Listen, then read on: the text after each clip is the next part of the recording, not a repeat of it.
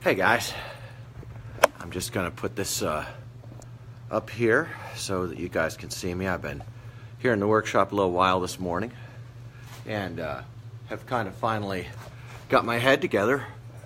I was drilling on some decks this morning, just getting the holes made and everything, and today I'm going to be cutting restocks. Almost caught up and almost have this next batch shipped out. Rocco's here. Hey, where's Rocco? Where's my boy? Come here, buddy. Come say hi to everybody. Come here. Come here, buddy. Come here. Come here, good boy. What a good boy you are. He's such a good kid. Here he comes. Ah, good boy. Bench time with Rocco. Huh? Dude, how good is it to have a dog in your shop? Good to see you, Chris Gurley. J.M. Hammond, it's good to see you. This morning, I wanted to take a minute or two. This is my practice to include you guys in my workday. You know, it's lonely. I'm an extroverted person. I got into this because I love riding skateboards. And it's lonely in here, you know? I've had 4 different folks with me as apprentices. And good morning, guys. We love you. And I love you, Rocco. I really love Rocco. So I've had, a few different apprentices and folks in here. Outstanding among them is Mr. Luke Coffey, who he learned the craft all the way through and has made at least 2 excellent batches of boards himself. I consider myself blessed to know Luke Coffey. He's in Colorado now. He went out to Colorado to enjoy fine powder and good times with good people, and he's living out there. And Luke is an independent contractor working on all kinds of no, Tim Schaefer asks, does Rocco have a dust mask? Rocco's house is on the other side, and most of the day Rocco is on the big green leather couch. Don McCrae, Donnie, gave me this amazing leather couch. It has to be from the 70s, overstuffed leather monster. And Rocco spends most of his day couched out there, or there's this spot of sunshine that comes in, and he tends to sit in the, Thomas Rock, welcome to the workshop morning. Rocco tends to spend most of his day curled up in his spot on the other side. No dust over there. So we have this side is the dusty side, and then through the back hallway, past the bathroom, is the other side of the studio, and it's a dust-free. It's screen printing and shipping over there. I think that's and pressing. It's the glue room. So it has a big old glue station in the front, and yes, Tim Schaefer. Rocco is my slacker. He's a good dog. He's such a good dog. He is. And come here, Rocco. Let's put you back down on the ground. Come here. Let me get you. I cut Rocco's nails last night. I've rarely had to do that, but it's been inclement lately. He's 8 years old, and this is the first year I found myself cutting his nails to trim them back and make sure his foot pads are comfy. Do your foot pads feel comfy, bud? Do they? No, I don't have anything for you, buddy. I don't have anything for you. Just getting the Sharpie out of my pocket. So I entitled today's video, Good News / Cards on the Table, because I was sitting here and I drilled up these decks. Now I'm gonna run them on countersink, and then I'm gonna check their what you call it. But you know what? I'm just a little bit out of frame. I noticed that. It's nice. I can see myself a little bit. I'm gonna just goose this whole thing a little bit so here we are. Hi everybody. I'm gonna run a countersink bit, which again is my trusty old broken countersink bit. I never took the broken bit out of it, and it's somehow this one. I have another one that I tried, and it goes way too deep. But this one is just the perfect combination of worn and dull that it gives me excellent control on all my countersinking. So this morning I was drilling holes, and I was thinking about all of you guys, and I thought, I was thinking about how the news nowadays is just chock full of craziness. And I do watch the news, and I enjoy current events. I think it's fascinating, and I like fascinating things. So I was watching the news, and everyone's up in an uproar on one side or another. And I was thinking, about how much good news is probably going on out there in the real world, about how many people are probably experiencing relief and help and hope in their lives, and it just doesn't make the feed. And I was just musing on, how many people today, had something really great happen in their community that just is not going to make the advertised news feed. And that got me to thinking about all the people who ride skateboards today and who are out there having fun today, who are going to take some time to move their hearts inside their bodies and do some rad stuff. And I was thinking about all those things and thinking, what a great headspace it is when you come in, you start making skateboards and thinking about the people who are riding them. And you guys know I love to travel out to where people are riding my boards. They always have lots and lots of really great questions about how skateboard making. They have lots of great questions. And I thought I'd give you guys some good news. Now, I don't mean to out anybody, but today I'm going to expose someone for being particularly awesome. I'm not going to use their name because I don't know their desire for privacy, and I think some of this is theirs to tell. But I had a phone call last night during which this dear person texted me several pictures of their first batch of home-pressed skateboards. Now, this is a person in Arizona, and there are some folks all over the place who've been making skateboards ever. And Bike Courier, Jody West is out there in the cold. I hope you have earphones in and you're working while you're listening. I'm going to talk for you today. Joe Holderman, welcome to the whatever this is. I wanted to do a podcast for so long, but I don't understand how to do the microphone and all the sound quality and stuff. And I know that these boards are already drilled. Tim Schaefer's asking, are these boards already? These are punched and drilled already. I punch them, I deep punch them, then I drill them. And my thing is, I don't use a wood bit. I use a metal bit for my drilling. It has a more blunt profile, and it doesn't have, hi Joe, it doesn't have a wood bit comes in and it comes down and it has a little tip on it that really gets you through. But a metal bit is a duller profile. What I do is I deep punch the boards and I center them up using 2 angles of light, 2 shadows, center them up on there, and I drop the bit down real gently. And what happens next is, it's just beautiful. That metal drill with its little bit duller profile, I love this stuff, guys.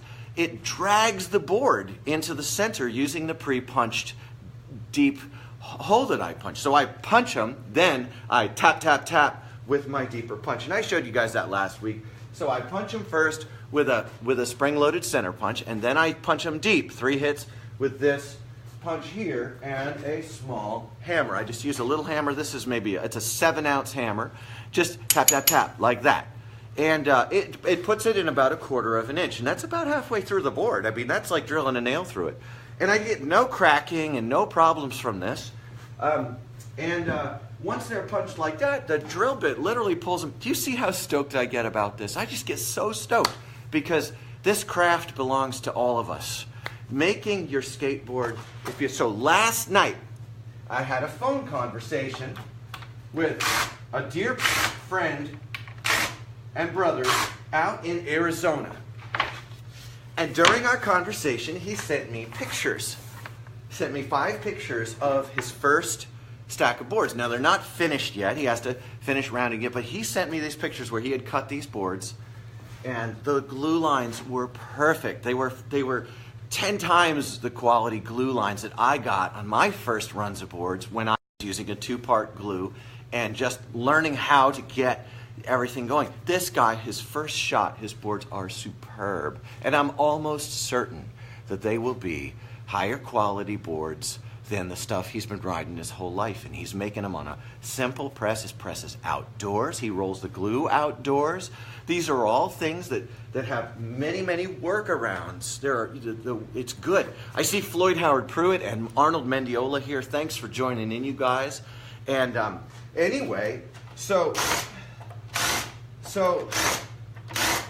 this guy calls me up and he shares with me this, and then he says the darndest thing to me, and I'm telling you what, this makes my week.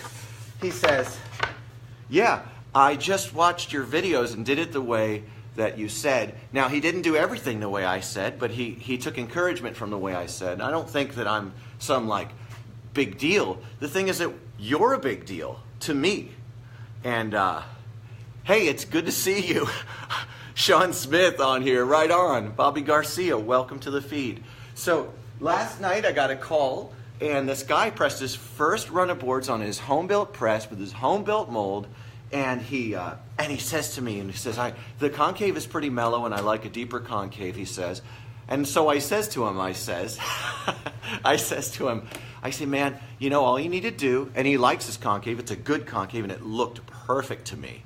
And I say, you know, just take a plaster cast of the top, flip it over, carve it deeper, cast that up, that'll be your deep mold. So you have a medium. It's not a light, his concave is not by any means terribly mellow, but you'll have a medium and then a mellow. You can do it yourself. You've got this. And when you're making 1 to 3 boards per pressing, depending on your glue's open work time, depending on your shop or your gluing area's climate, you know, if you're at 70 degrees in your glue climate, your 20-minute glue time, open work time, goes down to 10. If you're at 70 degrees and you have a 20-minute or a 10-minute time, you need to get that in the press in about 3 minutes. And you can by using a full-size roller and a nice deep paint pan, and load that roller up, and you do the one. You guys can watch my videos, and then you do the other, and then you take the extra off the first one, and then you put them together. You got this. You guys got this. Great skateboards are within reach for every skateboarding community. Someone out there everywhere is going to start pressing boards and doing this stuff. And I don't know if I told you this, but I had some folks in Saturday, and they asked me, they say, Lou, why are you telling everyone how to do this? You know, like, why are you giving away all of the secrets? Well, first of all, there are not any proprietary processes involved here. And second of all, not everybody's going to have the gumption to go and build a workshop and put the work in making boards. And if you don't do it well, you won't have good boards. So doing it well is not everybody's cup of tea. And I'll tell you, this is me putting my cards on the table. This is the second part. The first part is good news. The second part is cards on the table. Hey, do you guys want to know what I need in order for me to do this and to be this guy? I need to sell about 150 boards a month. That's a very low number. I need to sell about 150 boards a month for this to be a living for me and my family, and for this to be an income. And that's a very low number of boards. That's a business model. Now the difficulty with that is I have to handle all of my PR. I have to handle all of my graphic stuff, building screens, burning screens, doing all this stuff. I have to handle the web stuff. But my dear friend David came on as a partner, and he is working a lot of those angles. Shipping processes, setting up the website, all that stuff. And because David has come on, I am now able not only to make the boards the very highest quality that I can, I am also able to spend time with you. You guys can see that my video, postings are going way up.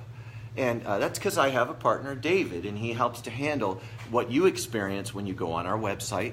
And every day we're just working up, we need to change this and do that and the other thing. And it has really been a huge, huge boon and a blessing to me to have David working with me to bring this to you guys. And my desire would be to see a lot more people who don't have to worry about those things, and to one day offer a suite of services to help board makers just be about making boards. Because I'll tell you, when this country has got 100, 150, 200 serious wood shops working with people who are making 150 decks a month, 200, I can make 300 decks a month if I don't have to do all the rest. But oh, I just got a message. Let's see, someone wants to take pictures of me. That is fun. I like that. Got to get some headshots, get an agent, got to go to Hollywood, be an extra in a biker movie.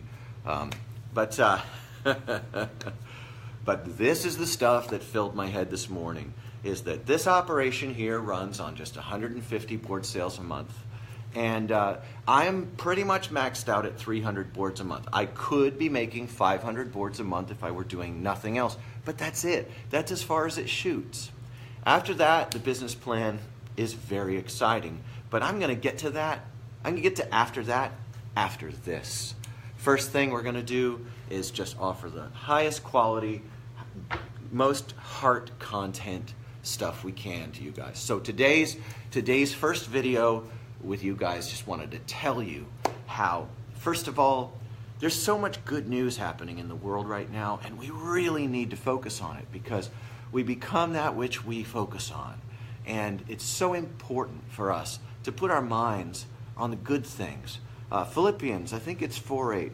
It says, whatsoever things are good and noble and of good repute, and on and on. Think about things like that. And I really like that. That's a takeaway that I can use today. And the second thing I want to say about good news is what good news it was for me to get a call from Arizona last night. Oh my gosh. It's such a good conversation with someone making their first batch of home-pressed skateboards. I mean, I get really excited about the idea of this craft coming home to the skateboarders of our country. I get really excited. I mean, I could TED Talk this stuff. I'm really excited about the amazing potential for skateboarding to have a homegrown craft base again. And then I wanted to put my cards on the table. This whole thing runs on 100, 150 boards a month. That's all it takes to keep going and to keep offering not only the highest quality I can, but on that model I'm able to offer a guarantee that isn't approached. It's a true satisfaction guarantee, because we care over here, David and I and our whole crew. We care about your experience with your skateboard. And that's what all my work focuses on, how much you enjoy your time on your skateboard. And that's just my little contribution right now. That's my little corner of where I can do something in the world to bless you. So these are my thoughts. This is my daily life. I'll be back later on with that. And I hope that you guys, Tim, I saw your post, and I have to say that Tim posts a very, very good profit margin on his clockmaking. And Tim is a special person to me. Tim, I'm going to put you on blast for a minute. Tim is very special to me because he makes Nevada longboards. And it has become my opinion that for downhilling, Nevada is the best brand I've ever seen.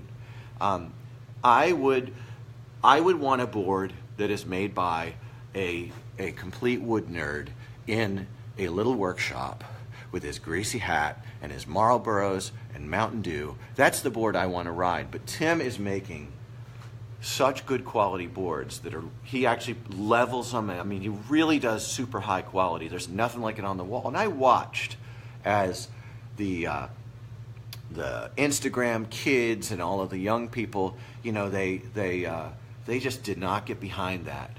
And Tim is now making high-end clocks, amazing wood, Danish-style clocks, and they are super. And I'm telling you that the craft of making things is extremely valuable.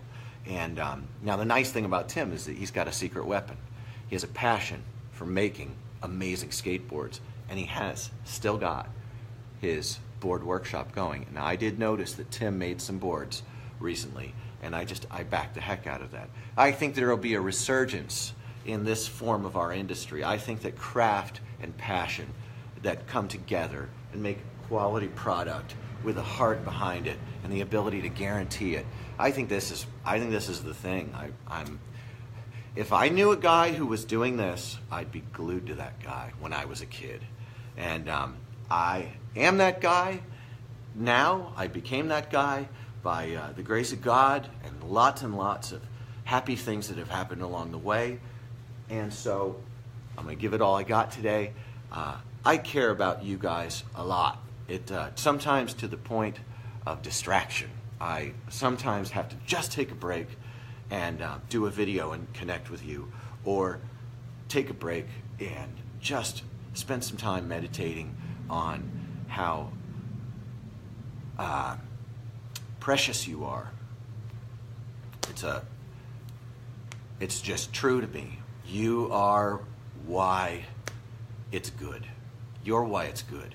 And so I'm going to let that continue to fuel my tank today. I'm going to get back in here. I'm going to finish out all these decks, check to make sure their trucks are true with the right amount of play in them. And I hope you have a great day. Nick Whitaker, so good to see you watching. Love you, brother, over in Terre Haute. And I look forward to seeing each of you this year. If I could, I would be on my bike every month for a week just to go see the people in the radius. I just love you guys all.